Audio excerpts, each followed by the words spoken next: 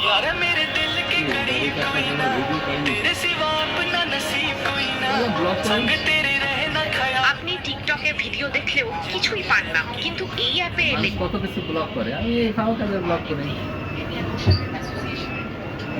ছেলেটি বলটিকে শত শত মিটার দূরে লাথি মেরে পাঠিয়েছিল এবং কোচের বাড়ির জানালাও ভেঙে ফেলেছিল। যখন সে ক্ষমা চাইতে কোচের বাড়িতে গেল, কোচ কিছুতেই বিশ্বাস করতে চাইলেন না যে সে এত দূর পর্যন্ত বল মারতে পারে। ছেলেটি বারবার বলল যে সে সত্যি এটা করেছে। তখন কোচ তাকে আবার ফুটবল মাঠে নিয়ে গেলেন এবং সবার সামনে তার দক্ষতা দেখাতে বললেন। অপ্রত্যাশিতভাবে প্রথম চেষ্টাতেই সে পিছলে পড়ে গেল। কোচ আরো নিশ্চিত হয়ে গেলেন যে ছেলেটি মিথ্যে বলছে, কিন্তু পরের মুহূর্তেই সে এমন জোরে বল মারলো যে বলটি ফেটে গেল। এটা দেখে কোচ ভীষণ খুশি হলেন এবং সঙ্গে সঙ্গে তাকে দলে নেওয়ার সিদ্ধান্ত নিলেন। প্রশিক্ষণের প্রথম দিনেই সে তার দূরপাল্লার শট দিয়ে সব সতীর্থ চাওবাক করে দিল। এরপর কোচ খেলোয়াড়দের একটি ডিফেন্সিভ ওয়াল তৈরি করতে বললেন যাতে ছেলেটি বাধার মধ্যে খেলতে শেখে। কিন্তু ছেলেটি শট নেওয়ার সঙ্গে সঙ্গেই এক সতীর্থ অজ্ঞান হয়ে গেল। তখন কোচ বুঝলেন ছেলেটি নিজের শক্তি নিয়ন্ত্রণ করতে পারে না, তাই তিনি একটি মেয়েকে তার শক্তি নিয়ন্ত্রণ শেখানোর দায়িত্ব দিলেন। মেয়েটি প্রথমে তাকে কাঠের তক্তায় বল মারার অনুশীলন করালো। তক্তাটিকে ঠিক দুই টুকরো করা, কিন্তু ছেলেটি বল মারতেই আঘাতের শক্তিতে মেয়েটি নিজেকে বাঁচাতে দূরে ছিটকে গেল। তখন মেয়েটি আরেকটি প্রশিক্ষণ পদ্ধতি বেছে নিল। সে তার এক বন্ধুকে দিয়ে একজোড়া হাই হিল কিনে আনলো এবং ছেলেটিকে বলল হাই হিল করে ড্রিবলিং অনুশীলন করতে। উদ্দেশ্য ছিল তার বিস্ফোরক শক্তি। ছেলেটি এভাবেই টানা 2 সপ্তাহ অনুশীলন করলো। অবশেষে তার প্রথম অফিসিয়াল ম্যাচের দিন চলে এলো। সে প্রতিযোগিতামূলক ম্যাচ খেলে বেঞ্চে বসিয়ে রাখলেন, কিন্তু ম্যাচ শুরু হতেই তার দল বিপদে পড়ে গেল। মাত্র 5 মিনিটের মধ্যেই তারা 2 গোল হজম করল। এরপর দলের অধিনায়ক এগিয়ে এসে কষ্ট করে একটি গোল শোধ করলেন। প্রতিপক্ষ বুঝে গেল যে অধিনায়কই তাদের সবচেয়ে বড় বাধা, তাই তারা ইচ্ছাকৃতভাবে ফাউল করতে শুরু করল। ফলস্বরূপ অধিনায়ক আহত হয়ে মাঠ ছাড়লেন।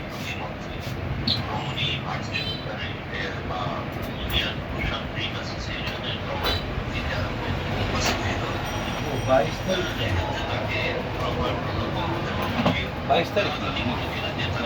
দেখতে পাবেন।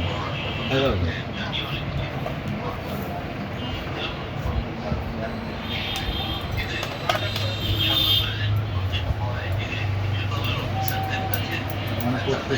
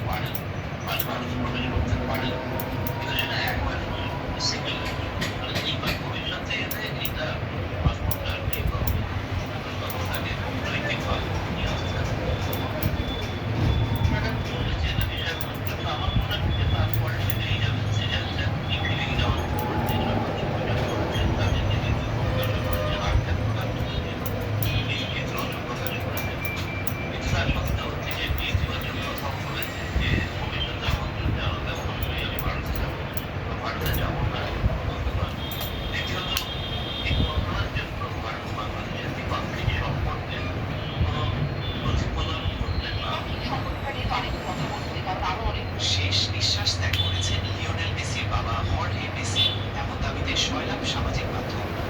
সবাই ভিডিওটা দেখুন, তারপর আমি কিছু বলতেছি। ভিডিওটা কেটে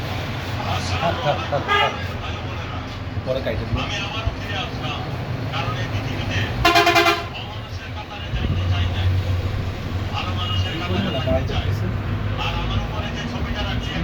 সব জায়গায় তো দেবে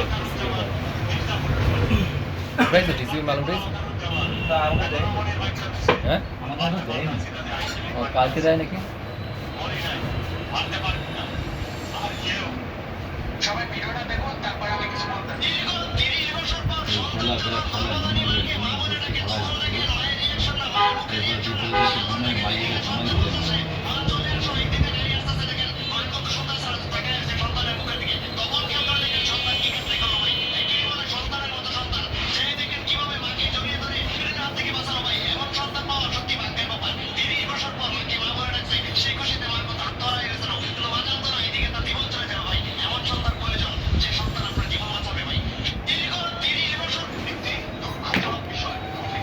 গতকাল ঢাকা জেলা প্রশাসনের উদ্যোগে বিজ্ঞান ও প্রযুক্তি নিয়ে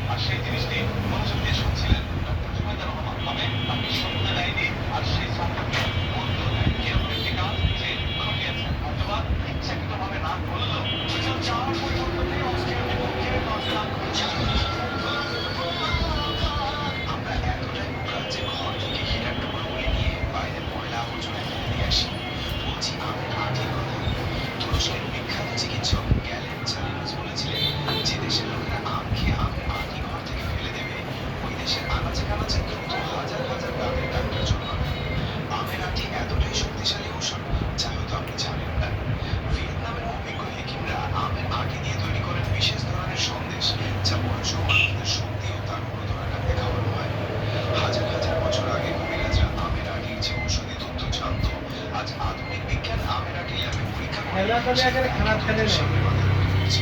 হ্যাঁ? আপনি যদি আজ জানেন এই খেলে ভালো খেলে নেই। কিন্তু কত আপনারা গোল আরো দিতে পারো দিল না কি আছে তাহলে আপনি মনে মনে আফসোস করে বলতে থাকবেন, আহা এতদিন কেন আমের আটির উপকারিতা জানলাম না, কত শত আমের আটি তো অজান্তেই ফেলে দিলাম। চলুন আজ এক এক করে অবহেলিত আমের আটির ঔষধি ক্ষমতা জেনে নেব। এক, দাঁতের ক্ষয় রোগ ভালো করতে। দাঁতের ক্ষয় একটা ভয়ঙ্কর রোগ, আস্তে আস্তে সব দাঁত পড়ে যায়। ঠান্ডা গরম কিছু খেতে গেলেই যেন বজ্রপাতের মতো ব্যথা লাগে। আয়ুর্বেদিক শাস্ত্র মতে আমের আটিতে আছে tannin, gallic acid, antimicrobial polyphenol, যা দাঁতের ক্ষয় রোগ ভালো করতে সাহায্য করে। কবিরাজি শাস্ত্র মতে আমের আটি শুকিয়ে পুড়িয়ে গুঁড়ো করে দাঁত মাজলে দ্রুত দাঁতের ক্ষয় রোগ ভালো করতে সাহায্য করে, যেন দাঁতের নতুন যৌবন ফিরে আসে। দুই, মাথার খুশকি দূর করতে। মাথা থেকে দীর্ঘদিন খুশকি গেলে আস্তে আস্তে মাথার চুল পড়ে যায়। খুশকি বেশি হলে চুলকানি এমন হয় যেন মাথার চামড়া ছিঁড়ে ফেলতে ইচ্ছে করে। আয়ুর্বেদিক শাস্ত্র মতে আমের আটিতে আছে ফ্ল্যাভোনয়েড, ফ্যাটি অ্যাসিড ও অ্যান্টিফাঙ্গাল যৌগ, যা মাথার খুশকি দূর করতে সাহায্য করে। কবিরাজি শাস্ত্র মতে আমের আটি পেস্ট করে তার সাথে নারকেল তেল মিশিয়ে মাথায় লাগালে চামড়ার ছত্রাক ধ্বংস করে মাথার খুশকি দূর করতে সাহায্য করে। তিন, ডায়াবেটিস নিয়ন্ত্রণ করতে।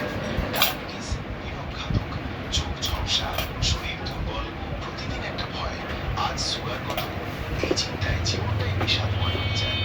আয়ুর্বেদিক শাস্ত্র মতে আমের আটিতে আছে ইনসুলিন সদৃশ যৌগ ও ট্রাইটারপেনয়েড, যা ডায়াবেটিস নিয়ন্ত্রণ করতে সাহায্য করে। কবিরাজি চিকিৎসার মতে আমের আটির গুঁড়ো 1 চা চামচ সকালে খালি পেটে খেলে দ্রুত ডায়াবেটিস নিয়ন্ত্রণ করতে সাহায্য করে। চার, উচ্চ রক্তচাপ ভালো করতে। হঠাৎ মাথা ঘোরা, বুক ধড়ফড়, রাগ বেড়ে যাওয়া, উচ্চ রক্তচাপ যেন শরীর আস্তে আস্তে বিপদের দিকে নিয়ে যায়। আয়ুর্বেদিক শাস্ত্র মতে আমের আটিতে আছে পটাশিয়াম, ম্যাগনেসিয়াম ও অ্যান্টিঅক্সিডেন্ট রেসিন, যা উচ্চ রক্তচাপ ভালো করতে সাহায্য করে। কবিরাজি শাস্ত্র মতে আমের আটির গুঁড়া হালকা গরম পানির সাথে খেলে রক্তনালীকে প্রসারিত করে উচ্চ রক্তচাপ ভালো করতে সাহায্য করে। পাঁচ, শরীর চঞ্চলে তোমার এই নিষ্পত্ত মুক্ত হয়ে কিভাবে করবো?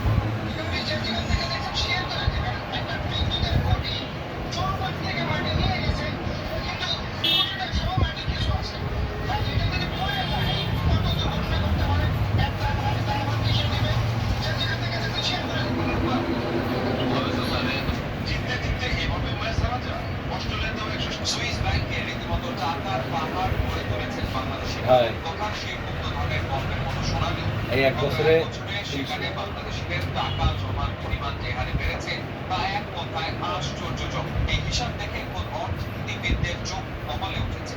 একদিকে যখন দেশের ভেতর তীব্র ডলার সংকট আর বৈশ্বিক অর্থনৈতিক মন্দা, ঠিক তখনই বাংলাদেশিরা সুইস ব্যাংকে অর্থ জমার ক্ষেত্রে দেশের ইতিহাসে দ্বিতীয় সর্বোচ্চ রেকর্ড করেছে। কিন্তু প্রশ্ন হলো এই বিশাল টাকার পাহাড়ের আসল মালিক কারা? কেন দেশের টাকা এভাবে উড়াল দিচ্ছে সুইজারল্যান্ড? জানবো আজকের বিশ্লেষণ। প্রথমেই চলুন সুইস ব্যাংক সম্পর্কে একটু জেনে নেওয়া যাক। সুইজারল্যান্ডের কেন্দ্রীয় ব্যাংক সহ সে দেশের বাণিজ্যিক ব্যাংকগুলোকে এক প্রকার সুইস ব্যাংক বলা হয়। সেখানে টাকা রাখার প্রধান আকর্ষণ হলো তাদের কঠোর গোপনীয়তা নীতি। সুইস আইন অনুযায়ী গ্রাহকের অনুমতি ছাড়া ব্যাংক কারো তথ্য কোনো তৃতীয় পক্ষের কাছে প্রকাশ করে। আর বিশ্বের বিভিন্ন দেশের মানুষ বৈধ কিংবা অবৈধ সম্পত্তি উপার্জিত অর্থ সুইজারল্যান্ডের ব্যাংকগুলোতে জমা রাখে। এছাড়া সুইজারল্যান্ডের অর্থনৈতিক ও রাজনৈতিক স্থিতিশীলতা অত্যন্ত মজবুত হওয়ায় সেখানে টাকা রাখা নিরাপদ এবং মুদ্রার মান কমে যাওয়ার ঝুঁকি থাকে না। সুইজারল্যান্ডের কেন্দ্রীয় ব্যাংকের সাম্প্রতিক বার্ষিক প্রতিবেদন বলছে 2025 সালে দেশটির ব্যাংকগুলোতে বাংলাদেশি নাগরিক ও ব্যাংকগুলোর জমা রাখা অর্থের পরিমাণ প্রায় 41% বৃদ্ধি পেয়েছে। 2024 সালে যেখানে এই জমার পরিমাণ ছিল 8,968 কোটি টাকা, 2025 সালের শেষে তা 1 লাখে দাঁড়িয়েছে 12,760 কোটি টাকার বেশি। সুইস ব্যাংকের ইতিহাসে বাংলাদেশের অর্থ জমার ক্ষেত্রে এটি দ্বিতীয় সর্বোচ্চ রেকর্ড। এর আগে কেবল 2021 সালে এর চেয়ে বেশি অর্থ জমা হয়েছিল, যা বাংলাদেশি মুদ্রায় ছিল 13,034 কোটি টাকা। এখন স্বাভাবিকভাবেই মনে প্রশ্ন জাগতে পারে এই বিশাল টাকার পাহাড়ে কার ভাগ কত? দর্শক, পর্দার পেছনের চিত্রটা কিন্তু বেশ চমকপ্রদ। মজার বিষয় হলো এই টাকার শিরোমানি কোনো সাধারণ মানুষের ব্যক্তিগত অ্যাকাউন্ট থেকে যায়। প্রতিবেদন বলছে মোট আমানতের প্রায় 98.6% আসলে বাংলাদেশের বিভিন্ন বাণিজ্যিক ব্যাংকের অর্থ। এক বছরের ব্যবধানে বাংলাদেশি ব্যাংকগুলোর আমানত 43% বেড়ে 8,764 কোটি টাকা থেকে 1,12,500 সম্পূর্ণ ভিডিও তোমাদের করে বেড়ে গেছে।